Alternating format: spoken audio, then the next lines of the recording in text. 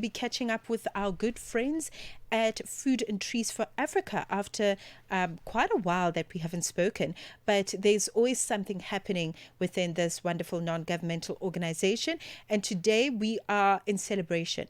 Okay. Today we are celebrating the spirit of youth, learning, and sustainability when we look at the National EduPlant Finals, as hosted by Food and Trees for Africa and proudly sponsored by Tiger Brands. So this is an event that marks, or rather that marked, because it took place earlier in the week, and it's all about a culmination of a 2-year journey, as we understand it, one that has seen schools from across all the 9 provinces here in South Africa cultivate not just food gardens, but living classrooms where learners are encouraged to explore the deep connection between soil, nutrition, and community well-being. At the heart of this initiative is Robyn Hill. Okay, she joins us in her capacity as the communications head from Food and Trees for Africa, which essentially the work behind this organization is about regreening spaces, greening, education, empowering communities as well, if I could put it that way. And they've been doing this for many decades. Through the EduPlant program, they're also nurturing a generation of young environmental stewards, planting the seeds of food security, climate consciousness, and I think also very important, hope for the future. A pleasure to catch up with Robyn this afternoon. Robyn Hills, welcome to Channel Africa. Pleasure to speak to you. Thank you, Mmatsheko. Thank you for having me. I'm incredibly passionate about both nature and the environment and agriculture, and the synergy of those 3 things at the EduPlant is an incredibly beautiful thing to witness.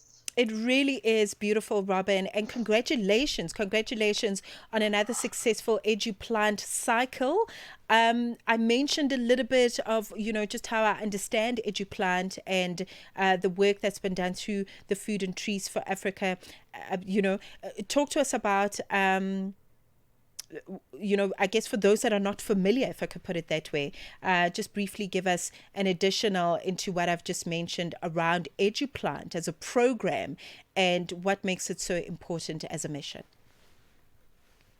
The EduPlant program has been running for the last 30 years, and the last 5 years has been with Tiger Brands as our headline partner. And the methodology is about supporting school food gardening in a way that supports teachers, because ultimately, especially in under-resourced areas, teachers have a limited capacity, and we want the garden to be a place of creativity and innovation, a place where children can experiment with planting new seeds, growing in regenerative ways, and making the curriculum come alive for both educators and learners. And we're seeing this happen especially in pre-vocational and special schools, because the children have the opportunity to heal in nature, grow their own food, empower themselves through the skills development that Food and Trees for Africa offers through the EduPlant program.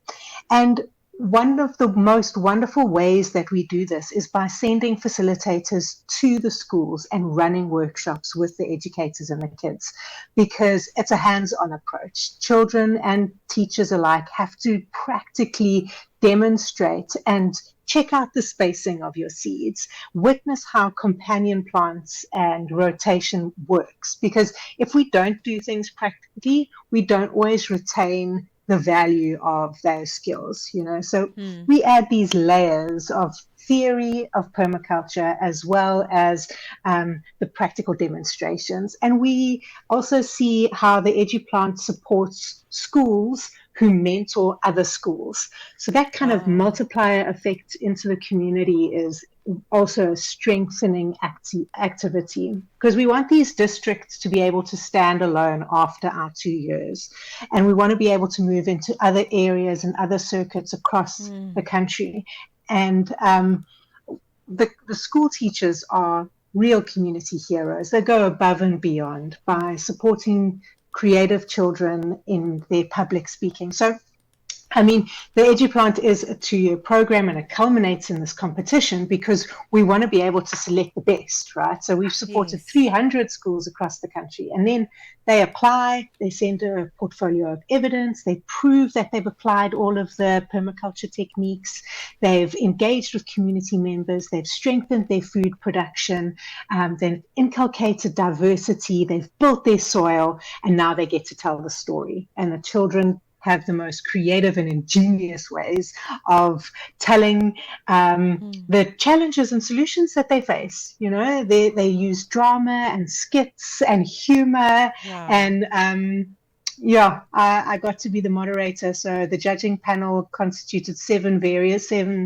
adults from various sectors and backgrounds. So we had Manda Malubi from Tiger, who's an enterprise development guru, and we had Stark Airs represented, and Food and Trees trainers and previous principals who had won. We had our head judge, who was Barati Tug from Durban, and she has been an HOD and she's been with EduPlant for the last 30 years. So the knowledge in that room and the gentle care that each judge took to engage with the children and ask them, you spoke about compost, tell me more about that. And it showcased the kids' knowledge. And we were so proud of Delopia Pre-Vocational School from Soweto because they got first prize. And they got prize money of 40 grand. So we're going to follow up with them how they're going to use those funds. And then first prize for a cluster school. So these are new schools that have only been with us for 2 years, was Molefe Moke Primary School. And they also got huge prize money of 30 grand. So yeah, we had 15 winners, all taking prize money home, and the very prestigious trophies and the name of best permaculture school in South Africa. This is so amazing. First of all, you are just an incredible storyteller. Oh my goodness. I could listen to you speak about EduPlant for hours. And I think because it holds such a rich heritage and history in terms of the impact of the work in school, greening, and food gardening programs, that there's a lot to talk about. But I'm very just interested in what you were saying, Robyn, around how this program, because it sounds to me like it also encourages healthy competition amongst the children and using storytelling as a vehicle as well to tell these stories. We've seen a lot of similar programs over the years, Robyn, when it comes to regreening schools, food gardening programs really come up and look like they've got the potential to last for 30 years, like EduPlant, but then they fall by the wayside. Why do you think that is? And what do you think makes this particular model that you've built over decades much more real, much more creative and effective at community level? It's a really good question. I think the historical strengths and the structure of the program as one of the programs that Food and Trees for Africa offers it means that there's a huge amount of experience in our team. I think that helps. Yes. We've been incredibly lucky over the years. You know, in the 90s, we were funded by ESCOM, and then for 13 years by the Woolworths Trust, and now with Tiger Brands for the last 5 years. It means that every donor that comes on board trusts the process. Right. They trust our expertise, and we've done a series of monitoring and evaluation explorations twice with Trialogue, and they've also given pointers, and we're always open to trying to improve and innovate where we've needed to in terms of ensuring that impact and making sure that we can track and measure whether the EduPlant, the program itself, has improved the food gardens and how. And that's, I think, really where one of the newest strengths lies, in being able to measure before and after the 2-year program. The the challenge of creating school food gardens is a huge one. Gardens, like children, need lots of TLC, and if a school doesn't have the capacity, a garden will fall flat, and it's easy to waste money, because without doing due diligence, without doing that really diligent pre-assessment and evaluation of each school that comes onto the program, then then people can make mistakes, but we're really lucky in that we've been able to learn from our predecessors. Obviously, the team at the moment is not the same team as that started the EduPlant in 1994, but we've honoured the executive director who came before Chris Wilde, Janice Park, whose vision for environmentalism in South Africa was incredible. Her ability to foresee how climate change and ecological care needed to happen for every school, for every learner, for every South African, that being an environmentalist is not something that should only happen for middle class and people who can access those things. It shouldn't be a privilege. It's a right. Yes. And it's enshrined in our constitution. And I think when those sorts of ethics are guided by a deep sense of responsibility and morality, that we're able to follow the path that we're supposed to. For me, it's my destiny to work at Food and Trees for Africa, and I know that our team feels that way. Every single person, from the assessor on the telephone to our trainers in the field, it is our huge honor to be part of the skills development that takes children back to nature and takes our schools back to the outdoors, so that a full ecosystem can nurture the garden and nurture our minds and nurture our positivity, because the world is a difficult and challenging place. But nature, for me and for our trainers and for the teachers and children who are part of the EduPlant, Mother Nature is our mother, and we give back to that by giving back to the soil and observing. It's an important thing. It really is so, so important. And, you talk about capacity and you talk about, you can have access to the funding, but if you don't know how to nurture that so that it can nurture the gardens, then it's not going to work. That's very important to have mentioned, Robyn. Partnerships, a very vital thing in terms of sustaining programs like this, and I think you alluded to this very eloquently in your response. But let's talk about what has been the collaboration, or the benefit of this collaboration with Tiger Brands. What has this meant, especially with this particular run that you've had? What has it meant for EduPlant's reach and also longevity? Because we're talking about a 30-year legacy here that is ongoing, that's continuing for another 80 years, if not more. Yes, I think it will. Yes. I think it will continue to grow. I know Tiger Brands has a very strategic approach to their corporate social investment in terms of the Tiger Brand Foundation that provides breakfasts, and that is a huge network of schools where they get supported at the kitchen level. So gas stoves, access to pots, as well as all of the nutritional breakfast foods, and then they've got support at a university level and a couple of other really clearly defined nutrition-based CSI initiatives that Food and Trees for Africa and the EduPlant slotted in beautifully, because it's about accessing fresh food. Yes. So supply chain is a tricky thing for fresh produce, and the best way is to grow your own, right? So for children to access herbs and fruit and vegetables seasonally and organically is one of the outcomes of the EduPlant. So if children can, and community members and educators can grow their own, they can also duplicate those same activities and techniques in their home gardens.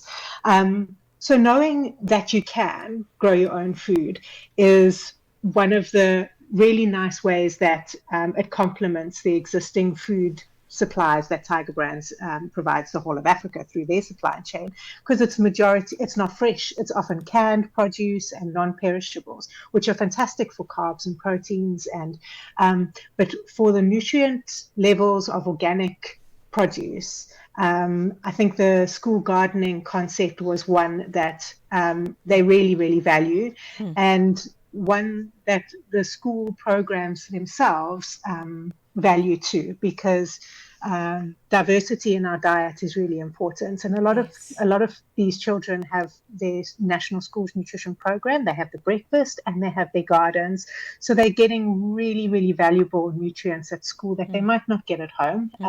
But they have the option of taking fresh produce home with them.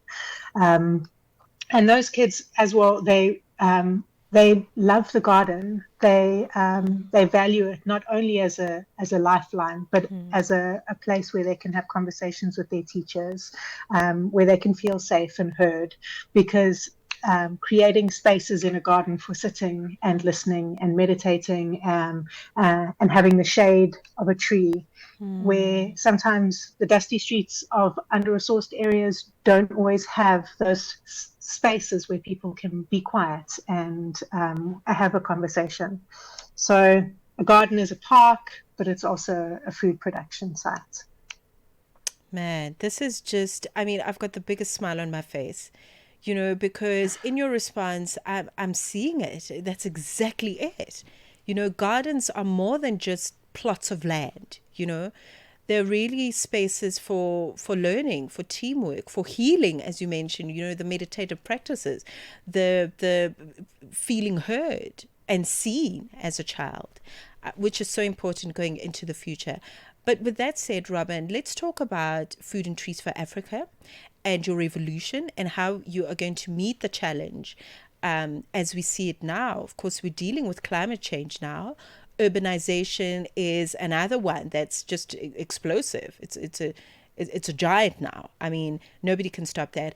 But let's talk about the need for regenerative education as we try and navigate these challenges, as I'd mentioned. Yeah, Food and Trees for Africa has been addressing climate change through food gardening, through market garden support, through tree planting and greening and carbon sequestration, as well as climate literacy. And we've got various departments for that. So the key thing about farming or market gardening, or even smaller scale school food gardens, is that access to water is becoming more and more challenging. Right. And the use of grey water, the use of water harvesting techniques, using rainwater, one of the big techniques that we always encourage and provide infrastructure for is this sink, save, and store idea of water, because if Wow. we are Yeah. putting in swales and planting on contour, we are submerging that water, we're increasing the humus levels in our soil, we're putting in water tanks, we're harvesting from the rain, and the rain has better water quality than municipal water, even though municipal water is sometimes, we have to supplement in the dry seasons. But what we're seeing is across the country, the biggest challenge for all farmers is not necessarily skills. It's definitely not access to land. It's access to consistent water, quality water, water that is not expensive. So that is one of the biggest challenges that we have on every single one of our farms, and it's the first thing that we evaluate before supporting any community-based food production sites is, do you have access to water? What does that water look like? How consistent is it? And then the methodology we used is always to install infrastructure while training in regenerative farm practices at the same time. So making sure that our facilitators, when they're teaching everything from creating a swale, putting in mulch pits, creating intercropping schedules, and installing a fence, is to make sure that the water is addressed, so that if we're putting in an irrigation system, the farmers know how to flush it.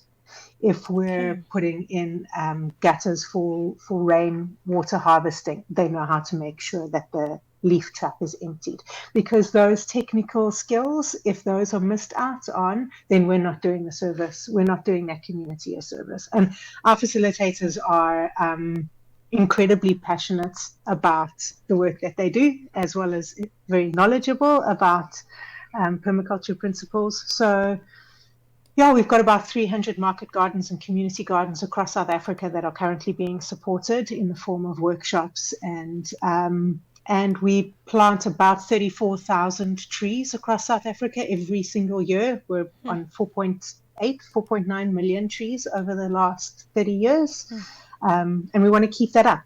So, partnering with corporates, making sure that their CSI hits the ground in the most effective way is a wonderful journey, and an effective one. Man, I think I'm going to go and have a little cry in the corner after this conversation. So wholesome. And I think it's so wonderful that it also falls on Garden Day. And we're talking about, gardens that are really feeding the nation. Nutrition is such an important pillar for everything. And I think particularly for young children. Robyn, before I let you go, I would really love for you to share a message for young environmental champions and just following the success of EduPlant. What would you like to say to young people that feel the calling to really go outside, if I could put it that way, and really connect with nature, but also feed themselves, learn about themselves, but also learn about humanity's connection to nature and plants and food and the mountains and the hills? What message do you have for our environmental champions? I think nature is all around us, and the first step is to connect with nature. As you say, there might not be a beautiful park in your neighborhood, but there will be a tree somewhere. Yes. And that tree has the message that you need to hear. Whatever it is, whatever that question you might have, listen to the trees, whether it's on the wind, and don't give up. Just keep going. People often ask, in the face of climate change, how can you keep going? It all seems also insurmountable. Can we really make a difference? Yes, we can. Every single one of us absolutely can. Every choice that you make, every time you decide to recycle or pick up litter or join an eco club or go to that extramural after class, every time you do something positive in your life, sometimes it's harder. You're moving towards a solution that is going to better you and better the planet. And those two things are usually in alignment. Always in alignment. Robyn, thank you very much. All the best. And I think the wonderful thing about Food and Trees for Africa is the work is ongoing. Okay, it's not one project and then 6 months later something. The work is continuous, and there are so many initiatives that you're working on, education and skills, the climate action work that you mentioned that's ongoing, the CSI wings that you're doing, and ESG. All that information on trees.org.za should you be interested to find out about the work, perhaps contribute your expertise. Maybe you can click on that donate button and donate the kind of money that folds, not the kind that jingles, as I love to say. So click the donate button, make a donation today, and let's really keep gardens going. It's very, very important as we try and regreen the African continent. Robyn, a pleasure to have connected with you. Thank you very much for giving me so much of your valuable time. I appreciate it. Mmatsheko, the work that you do is amazing. Thank you so much for having us. Thank you. Thank you very much. The voice of Robyn Hills, joining us in her capacity as the spokeswoman for this wonderful organization, Food and Trees for Africa. And we're really just celebrating the 30-year legacy of EduPlant, which has just grown in South Africa, and it's become such a beautiful example of impact work when it comes to school greening and food gardening programs, which is a big umbrella for the work that we are seeing at Food and Trees for Africa. So don't forget to visit the website should you be interested in finding out more about the work, trees.org.za.